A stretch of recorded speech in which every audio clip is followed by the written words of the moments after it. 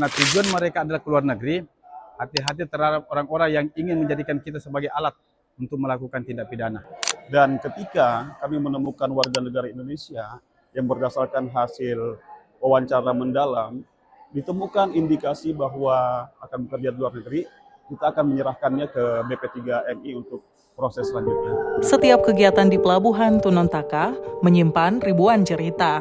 Konektivitas bukan hanya kata. Ini perlintasan hidup di perbatasan yang mengantarkan barang, mengantarkan orang, mengantarkan muatan harapan. Dan karena itulah, pelabuhan ini hidup, bernafas, berdenyut bersama Kaltara. Pelindo Regional 4 Nunukan sangat mendukung konektivitas antar wilayah karena selama gerbang perbatasan ini terbuka, maka barang, orang, dan harapan akan terus mengalir. Pelindo, PT Pelindo Regional 4 Nunukan khususnya itu sangat mendukung sekali konektivitas antar wilayah dan antar negara. Untuk antar wilayah itu ada kami kegiatan bongkar muat barang, arus penumpang.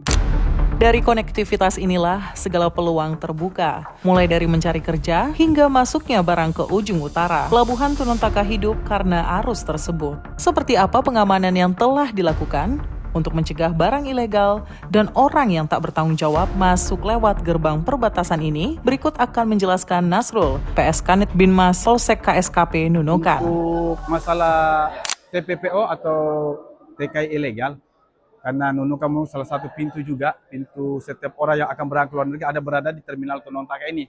Bahwa sama halnya, penumpang selalu kita berikan edukasi bahwa apabila ingin menjadi TKI yang TKI yang resmi, silakan menghubungi PT yang ada di Nunukan. Ya, ada beberapa PT yang di Nunukan yang bisa memberangkatkan orang secara resmi. 7.000 jiwa masuk, keluar, berlalu di PLBN Nunukan hanya dalam 6 bulan. Menurut data imigrasi Nunukan, ini bukti nyata. Bukti bahwa gerbang perbatasan ini telah membuka jalan SDM Nunukan menuju peluang yang lebih besar. Kurang lebih 7.000 orang yang masuk dan keluar. Selain di TPI Tunontaka, kita juga ada perlintasan yang aktif, yaitu di pos lintas batas Krayan dan pos lintas batas di wilayah Labang, Lumbis. Adanya konektivitas wilayah di Kaltara membuka arus yang tak pernah berhenti, baik pengamanan maupun informasi. Semuanya bergerak mengikuti banyaknya WNI dan WNA yang keluar masuk lewat gerbang perbatasan. Tentu ada dukungan penuh di baliknya, dukungan dari banyaknya kapal penumpang, baik yang menuju luar negeri maupun ke dalam negeri. Tercatat ada 7 kapal yang beroperasi untuk mendukung kelancaran konektivitas yang disampaikan oleh Kepala KSOP Kelas 4 Nunukan, Kosasi.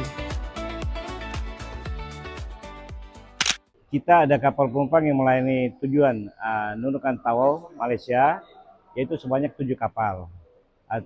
Kemudian untuk kapal penumpang yang tujuan ke dalam negeri, itu ada 4 kapal.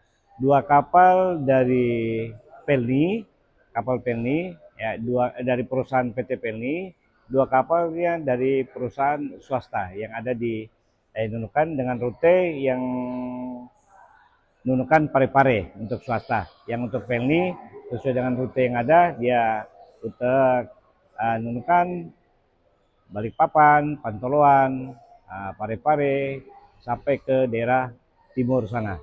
Sesuai dengan regulasi yang ada, bahwa izin berlayar kapal yaitu sekarang pelayanannya melalui sistem yang ada. Jadi apabila di dalam sistem ada kekurangan persyaratan, maka tidak bisa diaksi atau dilaksanakan, karena apabila sudah memenuhi persyaratan maka kapal itu otomatis bisa kita laksanakan. Jadi karena sistem ada, kalau kurang persyaratannya ada, maka di sistem itu akan merah dan tidak bisa kita layani untuk keberangkatan mereka.